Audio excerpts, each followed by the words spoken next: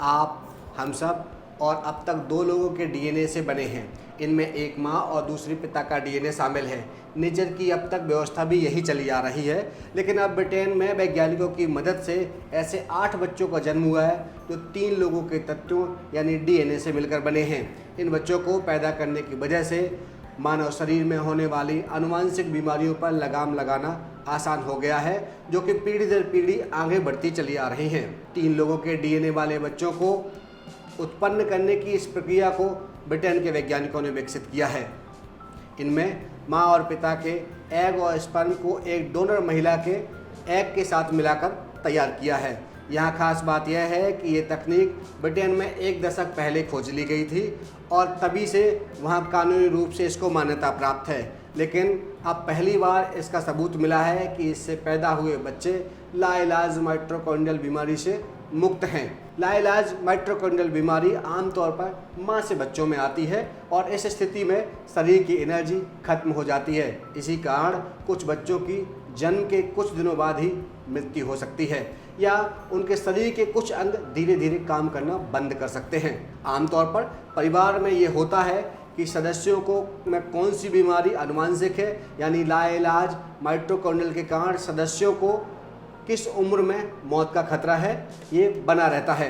अब हम इस खबर के और इस तकनीक के ब्लूप्रिंट के बारे में बात करेंगे। इस खबर पे हमारे साथी निधि ने भी काफ़ी काम किया है। आगे की जानकारी आपको निधि से मिलेगी। जी बिल्कुल विनेश, अब हम इस टेक्निक के ब्लूप्रिंट के बारे में बताएंगे कि आखिर ये कैसे काम करता है। दरअसल 3 लोगों की तकनीक से पैदा हुए बच्चों को अपने माता पिता से ज़्यादातर डीएनए मिलता है, लेकिन उन्हें दूसरी महिला से भी लगभग 0.1% डीएनए मिलता है। ये बदलाव पीढ़ी दर पीढ़ी आगे भी जाता है और इसी तरह जो बीमारियां परिवार में पीढ़ी दर पीढ़ी आगे बढ़ती है वो रुक जाती है।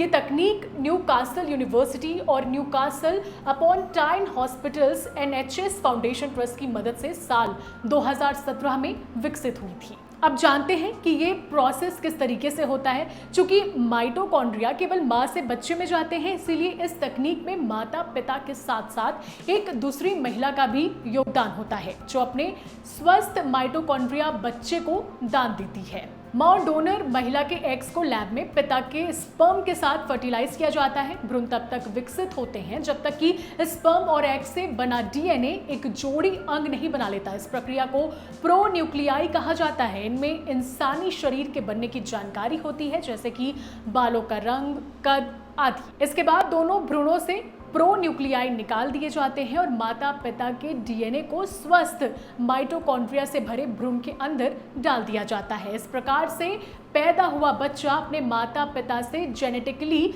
जुड़ा होता है, लेकिन उसे किसी भी प्रकार की कोई बीमारी नहीं होती, यानी कि माइटोकॉन्ड्रियल बीमारी नहीं होती है। अब आगे की जानकारी आपको विनेश देंगे। तो ये हमारे साथी निधि थी, इन्होंने आपको इसकी तकनीकी और ब्लूप्रिंट के बारे में जानकारी दी है।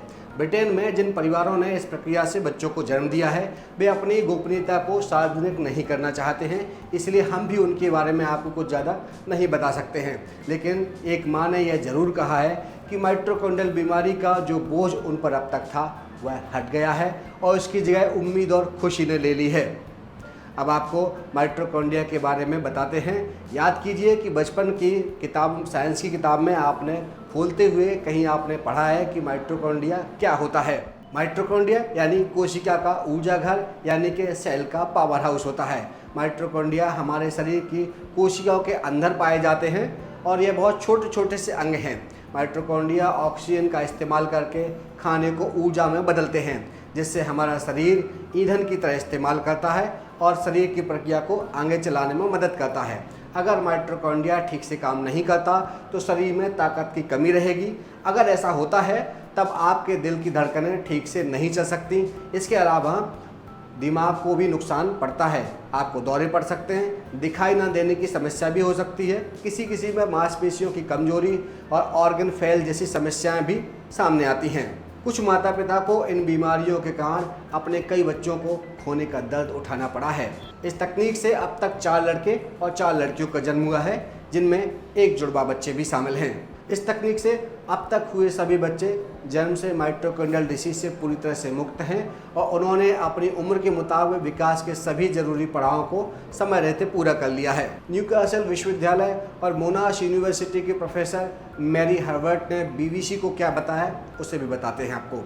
इन नतीजों से उम्मीद बनती है, हालांकि माइटोकॉन्ड्रिया डोनेशन तकनीक की सीमाओं को बेहतर तरीके से समझने के लिए रिसर्च बेहद ज़रूरी है ताकि इलाज के नतीजों को और बेहतर बनाया जा सके।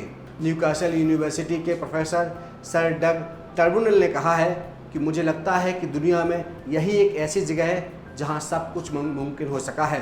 बेहतरीन वैज्ञानिकों के काम ने हमें यहां तक पहुंचाया है।